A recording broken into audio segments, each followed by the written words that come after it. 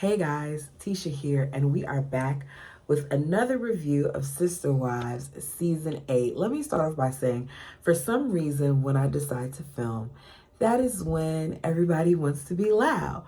But I want to make sure that I get this out there so you all have content for Sunday. I think this would be out on Sunday. For Sunday, because I got a lot going on this weekend and I don't know if I'll have time to film this. So this episode, we're basically at some point going to see Christine's mom moving out of her household. And as I was watching this, I couldn't help but feel like one of the reasons why Christine may have been so hesitant to leave, one of the reasons why it may have taken her so long is because during the flashback of this episode, we see how Christine remembers how much her mother leaving the family devastated her and the family.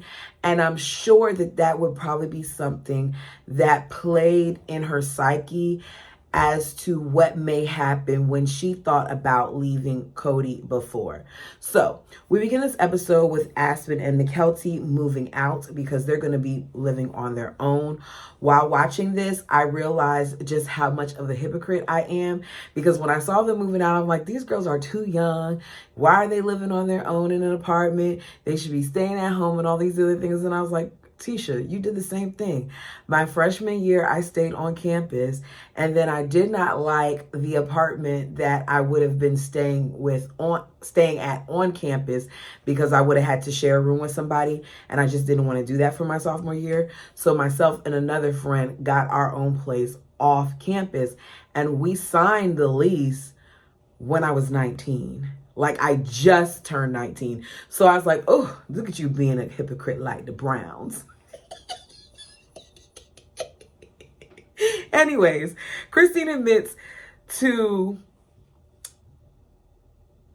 not just losing her children, but also losing her help, because both Aspen and Mykelti have helped her a lot with maintaining her household. I noticed that when she said that, she did not include Kody in that statement. Christine says she was at a loss of what to do with losing both of her girls and their assistants. And when her mom came to visit and they started talking about things, that the ball kind of just got rolling to the point where they spoke about her mom staying with her.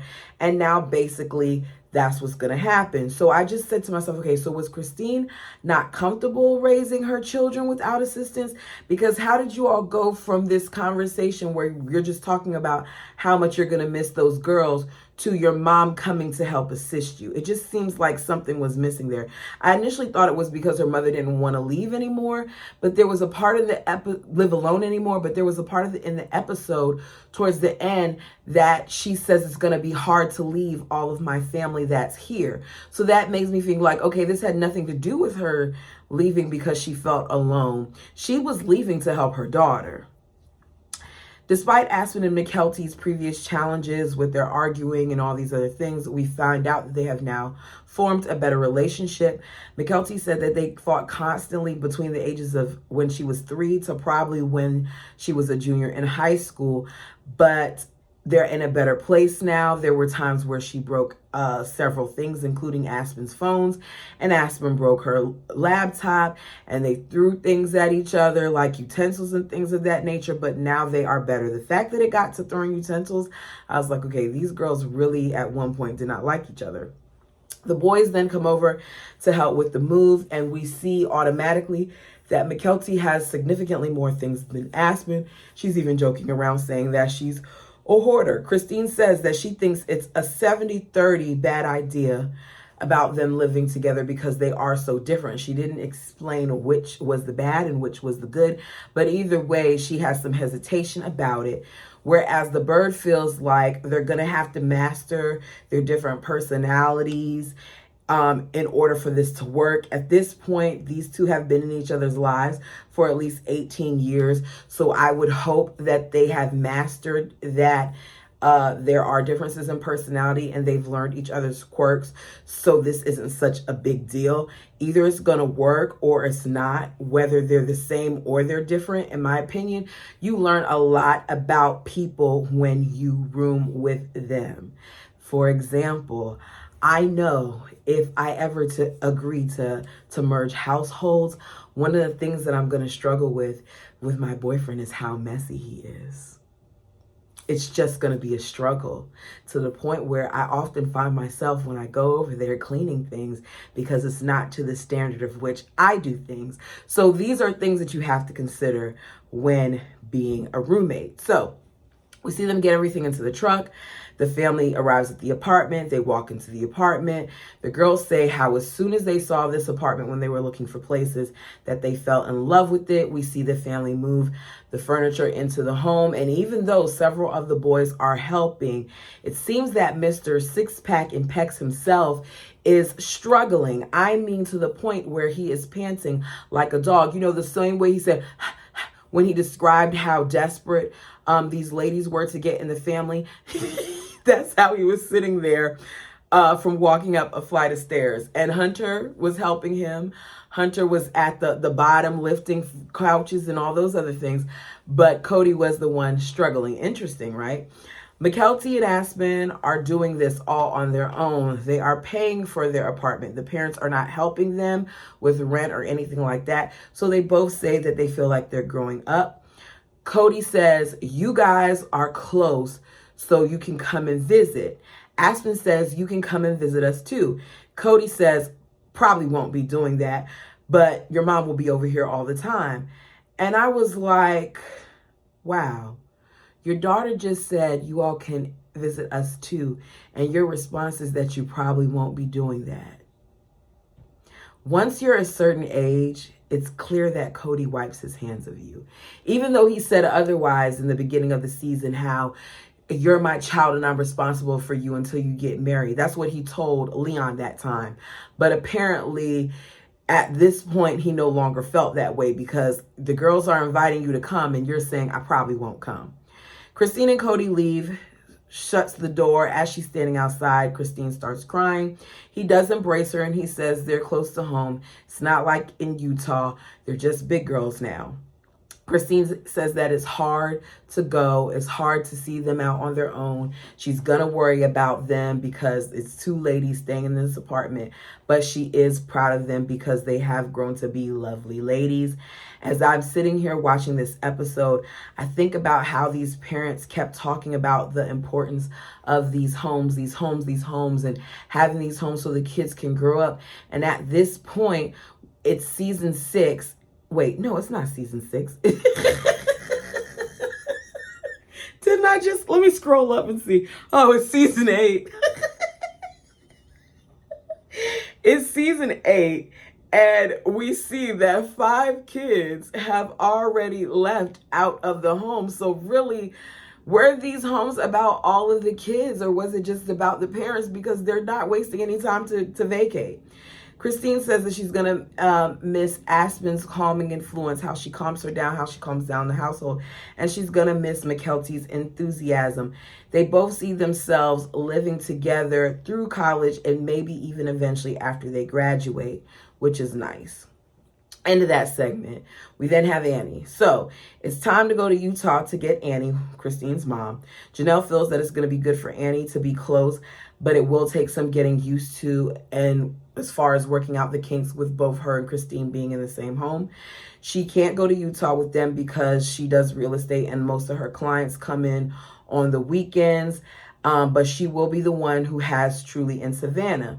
Kind of like how we see now more in recent years when visiting Flagstaff that Janelle would have Truly rather than her father having her. Kind of like that.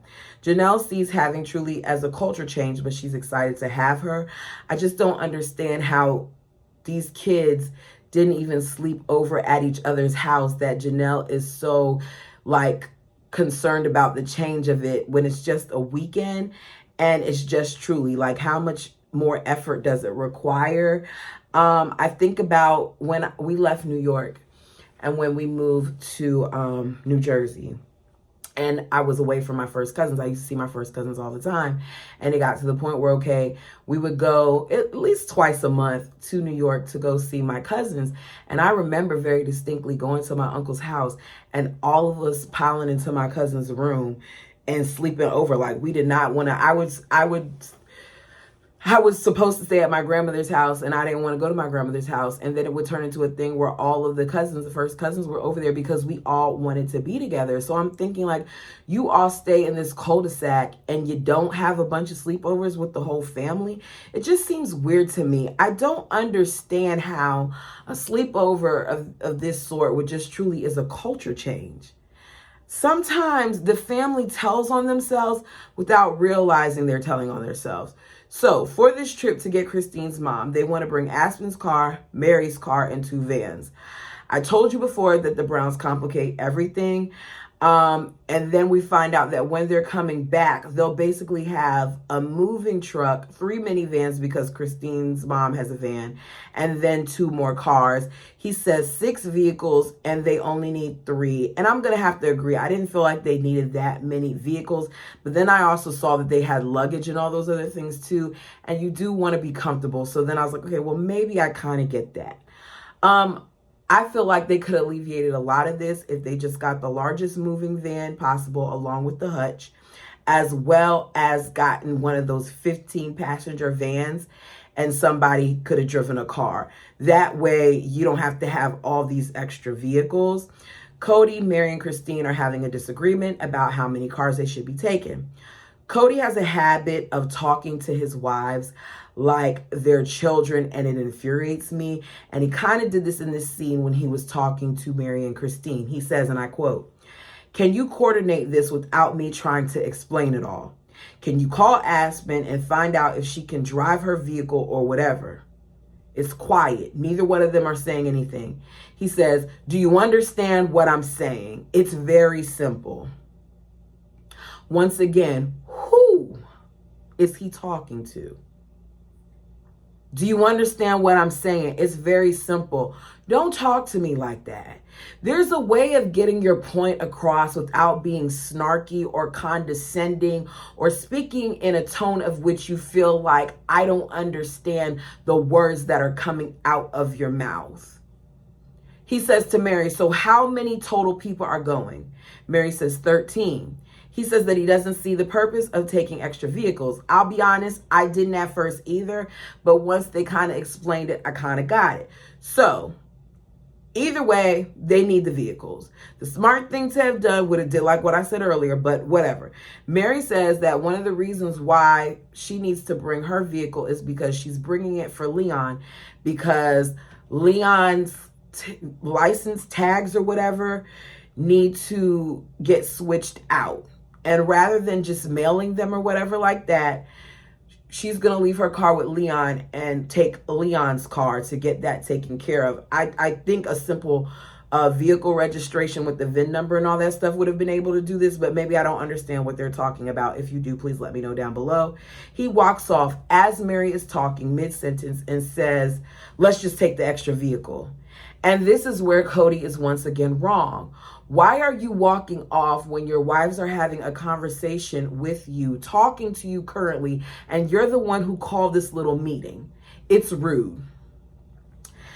Aspen, we're told by Christine, cannot come till later. So if they want her to be there, she's going to have to come on her own because the family's going to leave before Aspen can come. Mary feels like there's always something that comes up when they go on these type of trips. So an extra car either way will be needed. Both her and Christine outnumber Kody. The extra car is coming. And they both agree that on future trips, when they do road trips and stuff like that, they need an extra car then too. Robin says she doesn't know how this is going to be because she doesn't know how Christine and her mom are going to live together. Will they be comfortable? Will they get along? Will they be able to figure out their boundaries and stuff? Because for some women, that doesn't work. And I said, whether Robin reveals this or not, Robin is revealing how she feels, because we're talking about Christine and her mother. And while talking about Christine and her mom, you mentioned the fact that women don't get along and things of that nature. So do we not think that this is another example of how Robin feels about the one house? Because you're talking about Christine, who has said oftentimes that her mother used to be her best friend, how much she loves her mother, how much her and her mother get along, and you're worried about their dynamic and bringing up the fact that women often don't get along. Robin did not want that one house, and this is another example of that. But Robin reveals little things about herself when you're not paying attention to the subject at hand. So if they were talking about the one house, Robin would have been very careful with her words, and she may not have said much, and she may have made it seem as if she was Team Kody. But really, this is how she really thinks. And we know that to be true because even in the book, it was said by Robin that she did not want to live in Janelle's place because she wanted her own space. Kody then says the same thing that Robin says many seasons later, which he thinks that they still haven't talked about the pink elephant in the room, because the house is he jokes about it, but it is his domain. And I'm saying, okay, yeah, it's your domain, Kody, for the 12 hours that you're over there, because we know that you do a 4-day rotation. And when you do, you're normally there at around 6, and you're normally out by the morning time, as we've been told by several wives. So is it really that much of your domain? Christine says that she talked to her mom about it, and she told her mom that when Kody comes over, that the kids and her need to focus solely on him. Her mother says, so basically he interrupts your whole flow, and Christine says yes. Robin says Kody's time is very limited, so they all have to take advantage of the time that he spends with them. Kody says that they have high hopes, but there's no idea about how adding Christine's mother to the dynamic of their household is going to change things, and he wants to know basically if they're lighting a match on a powder keg.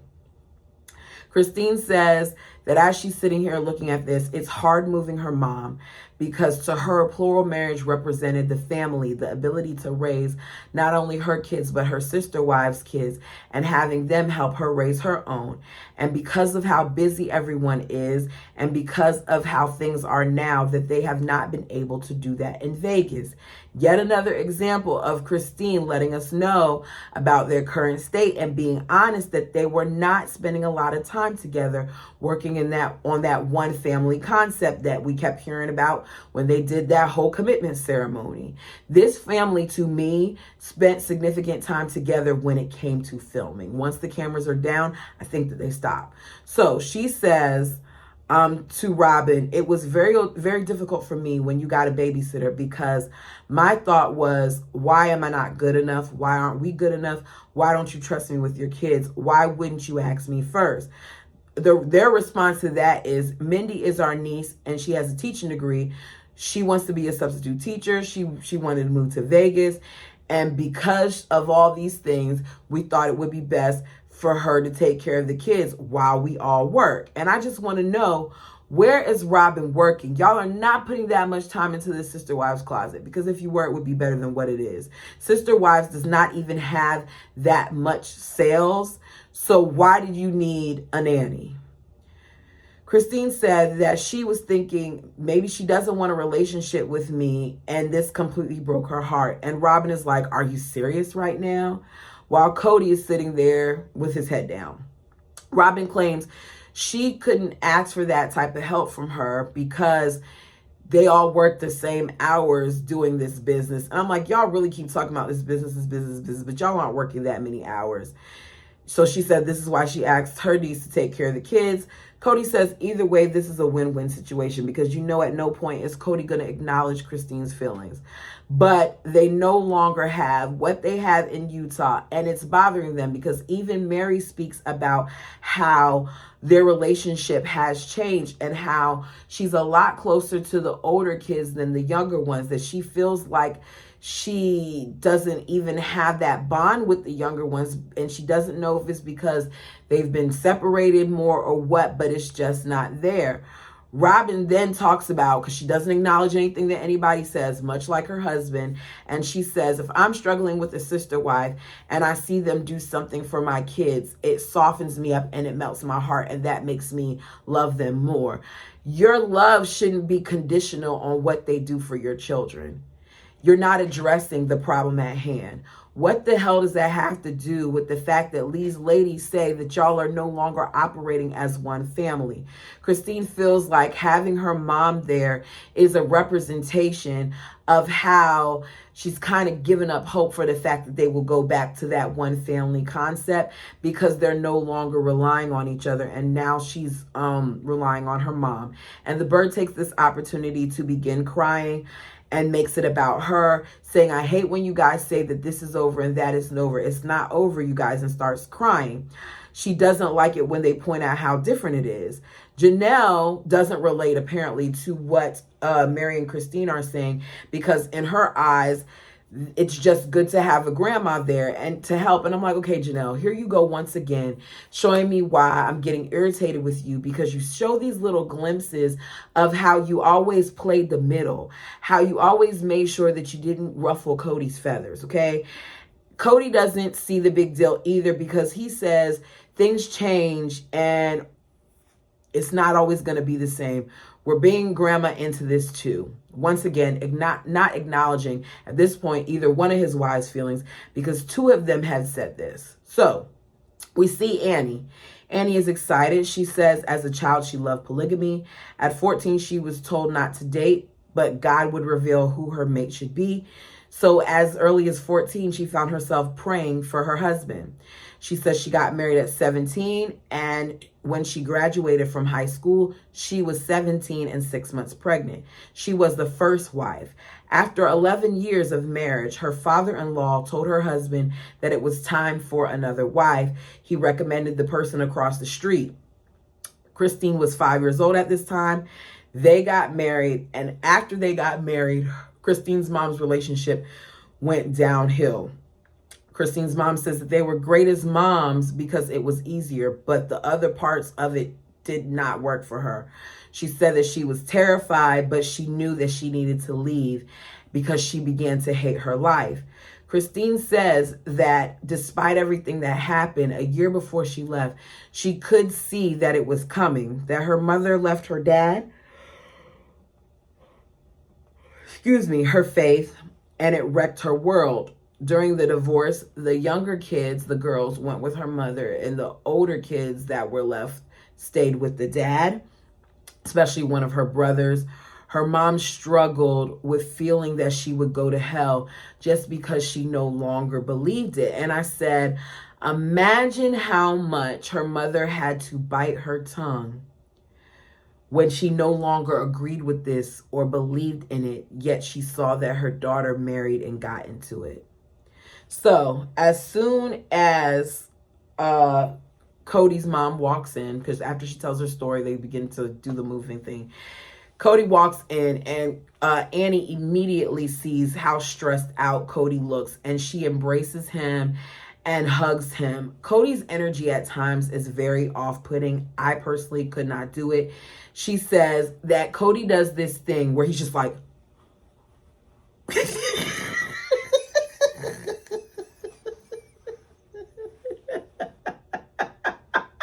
I just saw how crazy I looked, but that's what her mother did. And she said, everything doesn't have to be so chaotic. Things can be simpler and more organized.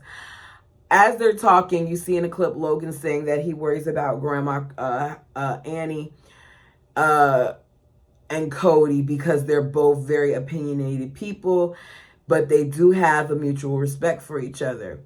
As Annie is sitting there watching the kids play around, goof off, and not listen, she says because of how chaotic the kids are, she can tell that they're in desperate need for an additional adult and a grandma on the property. Mary is the organized person, so she tells Annie she wants to see everything. She walks through the house, comes up with a game plan in terms of what's going, what's staying. We find out Annie has a lot of fabric, that she makes bags. Mary is running this show, and Kody announces that he hopes that they have it done in 5 hours. So We find out more backstory about Christine and them. So Christine's mother supported her relationship with Kody despite no longer being a part of polygamy, but she would not come to the reception. Christine cries as she's telling the story. Christine said that she invited her father to the reception and her mother, but her mother did not come. Her mother made her wedding dress. Christine went by the house to pick it up, but her mother was not there, and it hurt her feelings. She then talks about how after the marriage and everything like that, when Aspen was 4, her mother helped create a group together that was against plural marriage. Now, that's not what it was designed for, but that's how they saw the group. So as this group formed, various people told them that they should stop associating with her. Kody says what began as a support group then became an antagonistic group. He said stereotypes about child abuse and child marriages were being placed on them directly. They felt threatened that her mom would break them apart. So she told her mother, Christine did, with the assistance of Kody, I'm sure, that she can't be around her kids anymore unless she's there. Everything with this family was always so freaking drastic, especially with Christine back then, that I was sitting there and I'm like, okay, this episode is reminding me of how Christine got on my nerves, because they didn't even have the decency to talk to Christine's mother and find out if she was still associating with this group or what part she played or anything like that. They listened to the rumor mill and they ran with it and they cut her off. When they told her this, Christine's mom's response was, whoa, I'm a good person. But Christine didn't know it, according to her, or believe it. I don't feel like they know a lot of the words that they use, what their meaning is, because someone that speaks against certain parts of your belief or your thought process does not mean that they're antagonizing you. It simply means that they're expressing their opinion and trying to make sure that the world sees both points of view, right?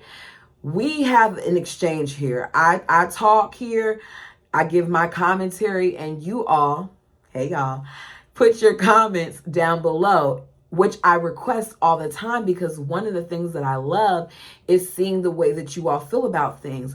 Are we going to always agree? No, we haven't agreed. Some of us have disagreed. But one of the things that I love about this channel, and I hope that continues as we continue to grow, is that we maintain the respect for our differences. We don't have to feel the same way. Just because we don't feel the same way does not mean that you guys are being antagonizing towards me or vice versa. It just means that we have a difference of opinion. And as long as we can have our rapport and have our exchange with one another and keep it respectful, that means that we're not being antagonistic. But for some reason, this family does not say this. The Browns don't understand it. So Kody said, in his world, Annie was a part of the people that would take their kids away. He then adds, not only did we say, Annie, you can't associate with us, but we moved out of the state of Utah. This is from Kody. He said, because it scared the hell out of me. Do you see the type of drastic move that is, that you uproot your entire family because you're afraid of their views? Like, whether you moved or not determined, if they really want, hold on. Okay, calm down. Let's be clear here. If they really wanted to get Kody and take those kids away, they could have did it a long time ago. Clearly. They keep talking about things like it happened now, like 1950, with what they did with those people, or however long ago that was happening in the mid 1990s. It wasn't. People were getting arrested for bigamy. Kody only had one legal wife. So was he towing a thin line? Maybe. But did he have any threats? Did he really think that Christine's mom was that vile that she would risk having his children uprooted? No. I think he took advantage of the situation. I think that he was in fear of Christine's mom, messing up their dynamic. And I think that Christine was so naive and so gullible that any person who didn't think the same way that she thought, she felt like they were, her words, unsafe. So they thought that Annie was a part of the witch hunt. According to them, polygamous families often feel this way about people because of things that society placed on them. Christine did not even ask her mother about it. Kody's mom is the person who told them that they cannot cut her off from those kids. So this is the same family that constantly tells us that they just want to be given a chance, that they don't feel like they should be persecuted by the public without being, knowing how their family dynamic is and knowing how they operate. But this is the exact thing that they do to other people and that they did to Christine's mom. You found her guilty without even speaking to her about the situation, and you cut her off for 6 months. What hypocrites you are. After they talked to her about it, because of Christine's mother-in-law, because of Kody's mom's suggestion, they found out that she wasn't even a part of this organization anymore.